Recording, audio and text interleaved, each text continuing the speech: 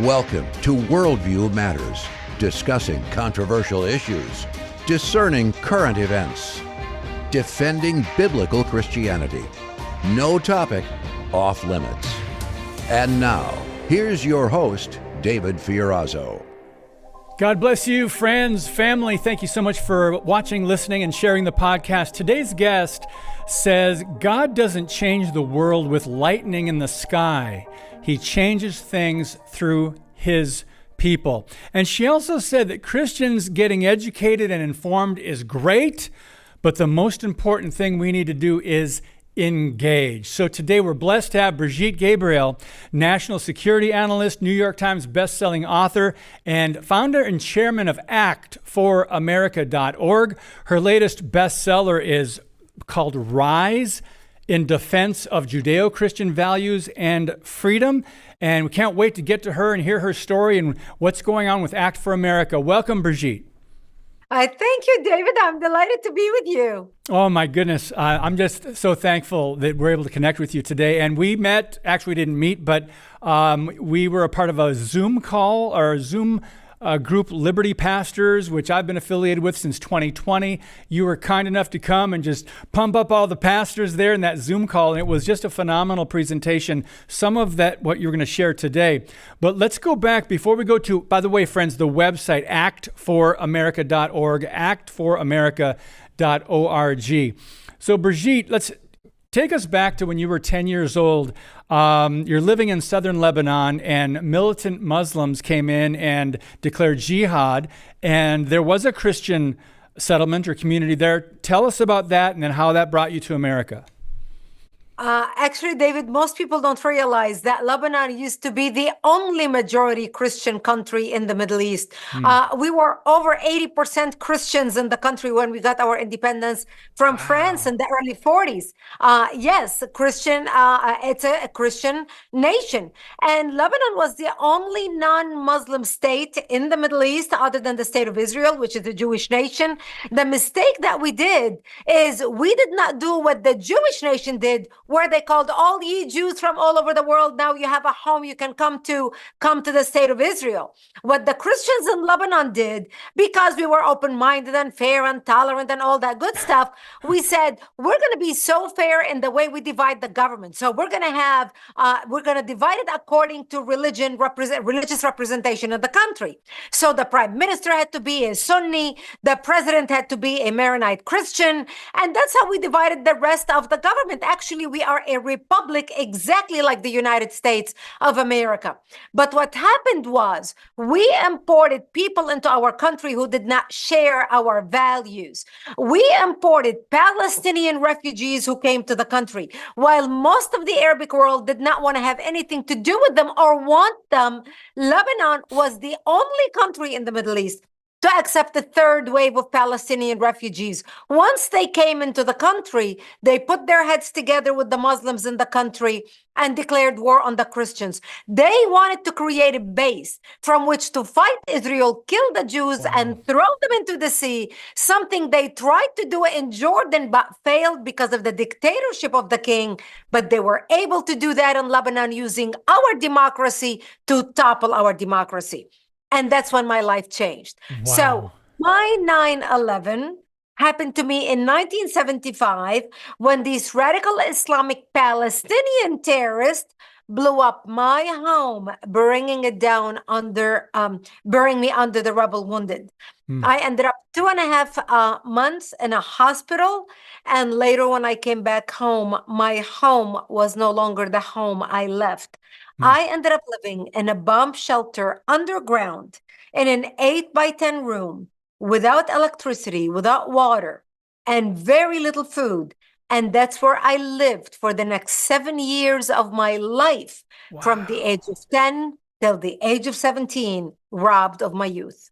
Oh, my goodness. So how did you make it to America then? What got you here? I ended up moving to Israel, to Jerusalem, and I became news anchor for World News in the Middle East, covering world events.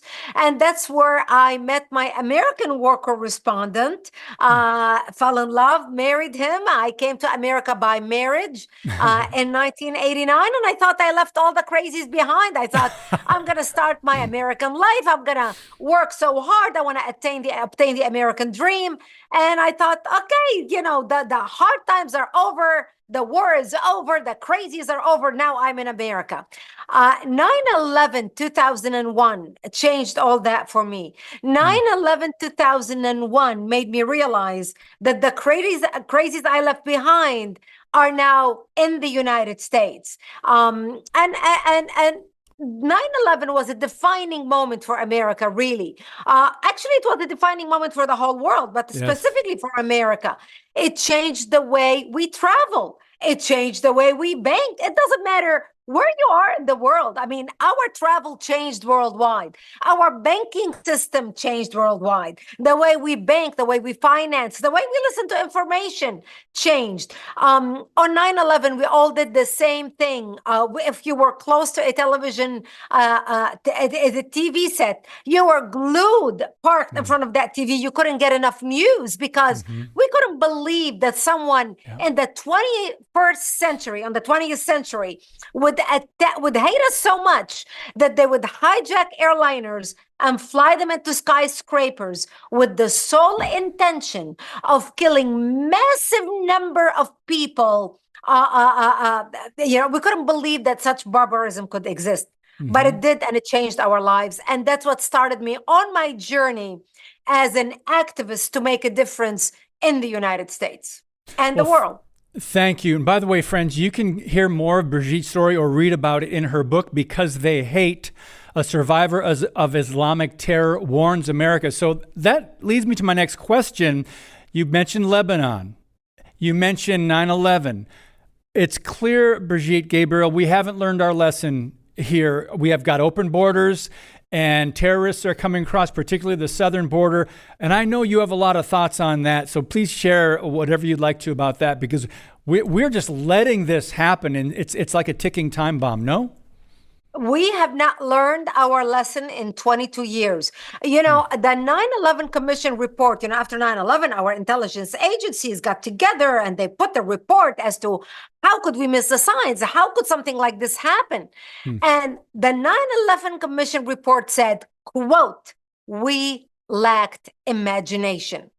It's not that we did not know what our enemies want to do to us. It's not that we did not know how much they hated us. After all, we've never been faced with an enemy who tells us exactly how much they hate us, why they hate us, what they want to do to us. They not only tell us this stuff, they issue press releases about it. They publish it on their website. They send a recording to Al Jazeera TV to air worldwide in Arabic and in English on all media worldwide, telling us exactly what they want to do to us. We lacked imagination.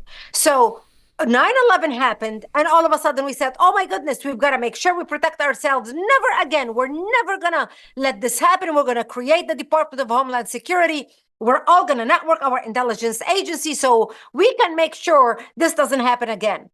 And today, when you watch the news, and you watch, for example, the demonstrations in the streets after October 7th, after what happened in Israel, you watch the demonstrations in the streets worldwide. It doesn't matter what country, whether it's in Australia, Canada, England, France, America, it doesn't matter. But let's talk about here in the United States. Yes. When you have people waving the flag of Hamas and of Hezbollah, terrorist organizations, while burning the American flag in our cities, calling for the destruction of America, saying how they stand with the terrorists against America, even waving ISIS flags, we can no longer say we lack imagination. It is a matter of time. Look what just happened with the terrorists that we arrested in not Uzbekistan, Uzbekistan, or one of those Balkan countries, where all of them entered the United States through the Mexican border. We knew about them. We supposedly vetted them when they came through the country. And obviously we don't have enough vetting process, which is a joke It's a lie to the American people so they can feel safe. And that's how you end up with foiling a terrorist attack in multiple states. Thank God they were able to get to them before they were able to carry their terrorist attack. So in our recent Zoom meeting with Liberty Pastors, you reminded us of something that I've been talking about, that a lot of maybe prophecy watchers have been, and informed Christian conservatives. Israel is known as the little Satan. America is known as the great Satan. They're coming after the Saturday worshipers first, and then the Sunday worshipers. And then over on your website, BrigitteGabriel.com, you have a great quote, and I'll let you elaborate. It says, 2% of the passionate will always rule 98% of the indifferent. That's sobering. It's powerful. And I'd love for you to just share more about that. The passionate will always rule. It doesn't take many to change the world. It takes a passionate few who stand on their principles, who don't budge, and who don't move. And what I mean by that quote, and I'm going to repeat something that I used in a clip that went around the world and was watched by over 50 million people. So you probably have seen this clip before. I was speaking on a panel at the Heritage Foundation in the United States. I was on the panel of the Benghazi Accountability Committee. That's right. And a Muslim posing as a student, she was not a student, she was an attorney posing as a student, asked the question, well, you are here talking about, painting with a broad brush, talking about Islam. Well, what about the moderate Muslims? You're not talking about them. And I said to her, I said, first of all, we're not talking about all Muslims. And we didn't even mention the word Islam. We were talking about what happened in Benghazi and how can our government, get to the bottom of this and hold whoever allowed it to happen accountable. And I said, you brought it up. And I said, but let's look at the lessons of history. Throughout history, people refuse to learn the lessons of history. When you look at Nazi Germany, for example, not all Nazis were radical. Most of German people were peaceful people, but the majority, the radicals were only a minority.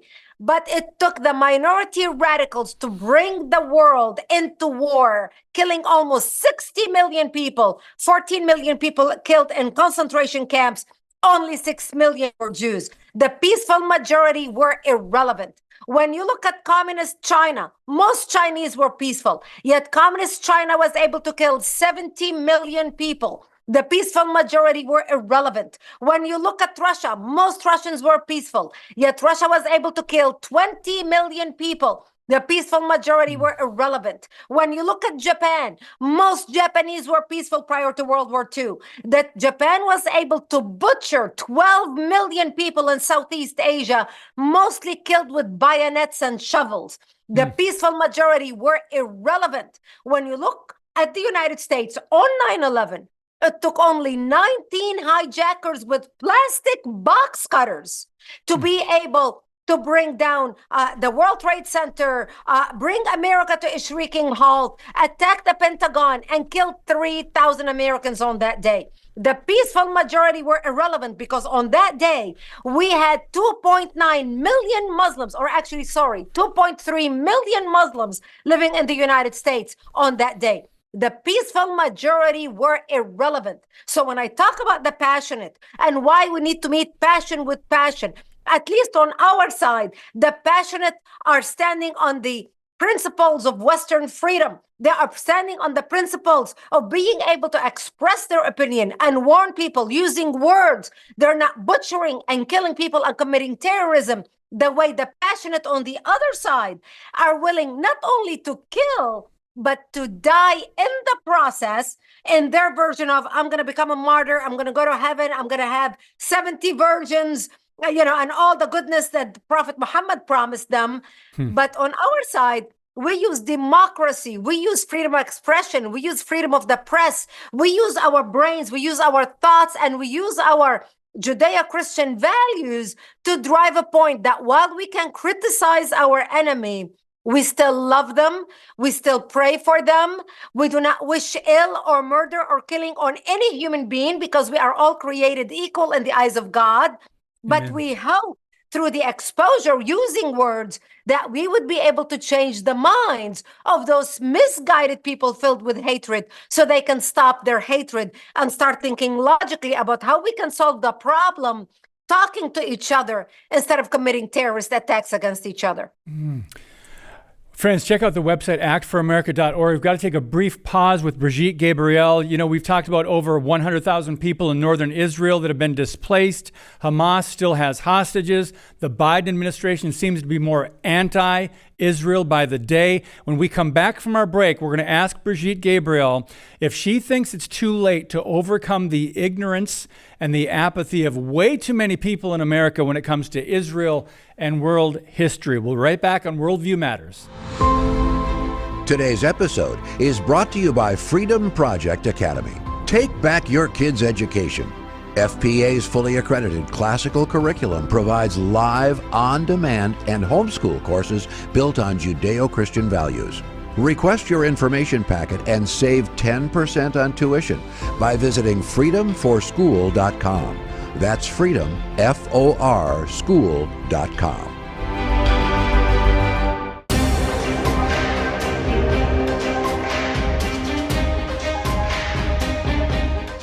If you're interested in sponsoring Worldview Matters, send us an email, please. worldviewmatters@fpeusa.org, or go to our website, worldviewmatters.tv. Our producer will get right back to you. We're thankful for our sponsors, Harbinger's Daily, Patriot Mobile, Freedom Project Academy. And by the way, if you're listening to our podcast via audio, leave us a 5-star review. That'll help us rise in the rankings. So back to Brigitte Gabriel. The question I asked right before the break, Brigitte, do you think it's too late to overcome the ignorance and apathy in America when it comes to Israel and world history? And then we'll talk about what's happening in Israel. Well, it's never too late for anything. It's never too late to educate. It's never too late to mobilize. But what we need to realize is that while we are educating, the enemy is mobilizing. Yes. While we on the right send professors to college to give lectures, and we have information shows, and we want to teach people, the left is organizing how we mobilize, organizing small groups. They are organizing people. They are training them how to do political activism. They are training them how to recruit, how to become engaged, how to sign petition, how to impact policy, how to pressure members of Congress. So while we are talking and educating and feeling good about ourselves, they are mobilizing, they are passing bills, they are organizing groups, they are getting the vote. And we are talking, hoping to educate. That it's very different way of thinking between the right and the left. So what do? This is exactly why we, and I mean by we, Act for America, my organization, started an organization called Act for America. And I encourage everybody to go check us out right now, actforamerica.org. And we named the organization Act for America. Not think about America, not hope for America, not wish for America, not think about America, not pray for America, but act for America. Because education is important, but education without action is not sufficient. Education must be coupled with action. So we monitor bills coming down for a vote. We send you email alerts about them, like the Act Now campaigns you were showing, sliding across the screen, the Stand with Israel, the Exit and Defund the WHO, the multiple campaigns. We monitor bills at the federal level and at the state level, and we send you an action alert about this bill. Hey, bill number HR 445, whatever the bill happens to be, is coming down for a vote. We need you to call your elected officials, enter your information. You enter your information. We give you the names and pictures of all your elected officials. We say, these are your elected officials. Do you want to email them? You click confirm. An email pops up. We literally write the email for you. I'm emailing you about bill number HR 455. I want you to vote yes on this bill. You click confirm and it goes to all your elected officials. Then a petition pops up. With one click confirm, you sign it. Then social media posts pop up for Facebook, for Twitter. With one click, it posts on your social media. And then we give you their phone number and the written script so you can literally read the script while you are with them on the phone so you can sound knowledgeable about whatever issue you're calling about. We make it so easy, David, Yes. for everybody to take action. Even if they have a full-time job, they can take action grab their phone. Look, we all sit with our phone next to us. I'm giving a live interview, and here's my phone right next to me. Everybody has their, people go to the bathroom, they take their phone with them on a break, on a 2-minute break, they check Facebook. So everybody can take action. We make it so easy. We need you to contact your elected official. Your voice, your phone call or your email represent 1,000 voters. This is how elected officials tally every email and phone call. Your voice represents 1,000 people. If 40 to 50 people call or email, that represents 40 to 50,000 voters on election day. That can make or break an election. That's why they listen to you. You need to be engaged. Go to actforamerica.org right now. Sign up to take action. Receive our emails and action alerts. They're free. You don't have to pay anything to take action. We want to make sure that everybody can take action on our action alerts. And I'm proud to tell you, David, that we have been able to pass 250 bills on the federal level and the state level to protect the country. Wow. I thank you for laying that out. And you did a lot of the footwork for us, you and the people working at actforamerica.org, because people are strapped for time. And if they don't know what to do or how to word something, please, guys, go to actforamerica.org. And you made a very important point. The left knows how to take action. Even if they're ignorant, sometimes they only know their talking points. Listen to what they're saying on college campuses. They think from the river to the sea, they think it's the Mississippi River. You know, some of them, they're just so ignorant about what's going on in Israel and world history, and they're taking action. They're out there protesting, and we're getting informed, going to conferences, being educated, and that's important.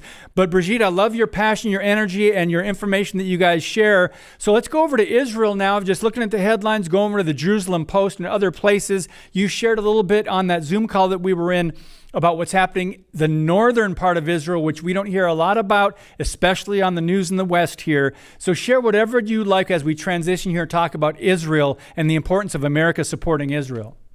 Well, we need to pray for Israel because a war between Israel and Lebanon is imminent. Netanyahu yesterday gave an address and he said that the war is imminent. It's not an if, it's not maybe, it's not we're thinking about it. They are 100% going into Lebanon. And the reason why Gantz resigned from the Netanyahu government is because the United States has been putting pressure on Gantz. They want to break up the Netanyahu government because America does not want Israel to go into Lebanon in the next 3 months this summer before the American election, because Biden and the Democrats do not want to lose the Islamic vote. That's right. And so this is why they're trying to mandate an Israeli election. So about 2 months ago, despite the Gantz came to visit the United States, met with Vice President Kamala Harris, despite the resistance and without the approval of the government of Israel and Benjamin Netanyahu. He came in here. That's why a day after Schumer got on TV, and that's when he's talked about Netanyahu needs to resign, you know, that we do not want to go to war. And here we are, Gantz resigned the day before Blinken went to Israel in this last trip because they want to split the Israeli government. They want to make sure they do everything they can to sabotage the Netanyahu government and render it ineffective, at least between now and the American election, so Biden can win few votes in Michigan. What Israel needs to do, Israel needs to finish the job. There are now 100,000 displaced Israelis who left their homes for the last 8 months. They have been displaced. They cannot go back to their homes as long as Hezbollah is raining bombs on northern Israel.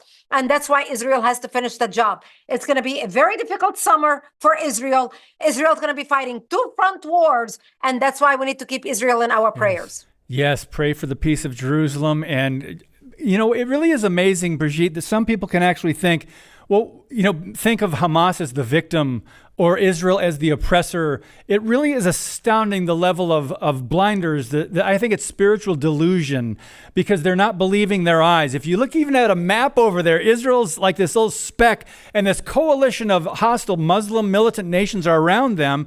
And people are saying Israel is the bully when they got attacked.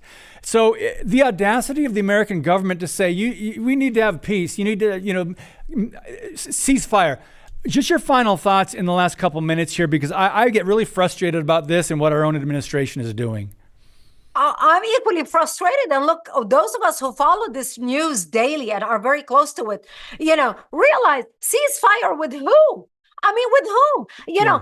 Biden wanted to meddle with Israel's government and their affairs so much, they actually wrote the ceasefire without running it by Israel. Israel didn't know all the changes that the Egyptians and the Americans did to this ceasefire supposedly agreements, because there's no way Israel would have agreed to the ceasefire that America presented. And now all of a sudden we didn't hear anything from Hamas. And all of a sudden Hamas, now they have their new demands on the ceasefire. Look, Hamas is committed to wiping Israel off the map. Yep. It is in their charter. They hate the Jews, every last breathing Jewish soul alive. They want to kill the Jews. It doesn't matter what Hamas signs. Hamas is going to use whatever hudna, whatever peace process, whatever ceasefire that they sign in order to buy themselves more time, just enough to stay alive and rebuild so they can attack Israel and do an October 7th all over again. And if they can do it every single day of the week, another October 7th in different parts of Israel, they will do that.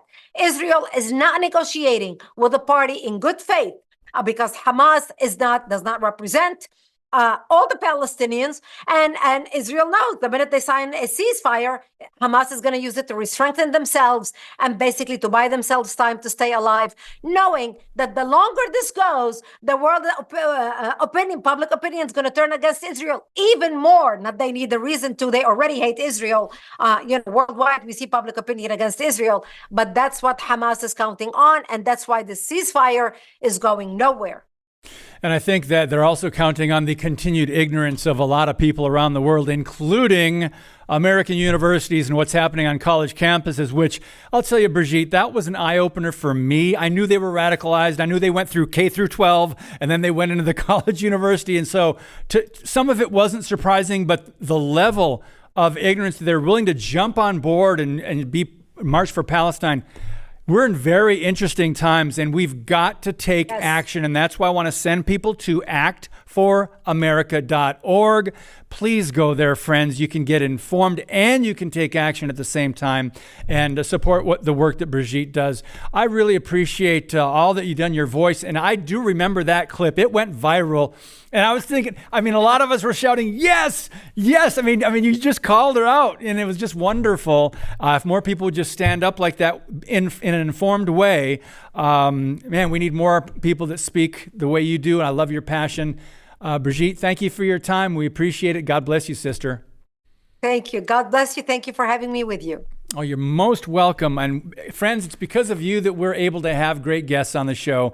And again, we finished our fundraiser. We're thankful for all the donations that have come in. And we just praise God that He's driving this thing and you are helping by your support and your prayers. So thank you. And when we do bring a guest on that's got a book out, that's got a website that's got resources, we just encourage you to go there. We try to put their links in every show description, either on audio platforms or on YouTube, Rumble, wherever they are, Facebook. But thank you guys again so much. God bless you. And as always, keep speaking the truth about things that matter.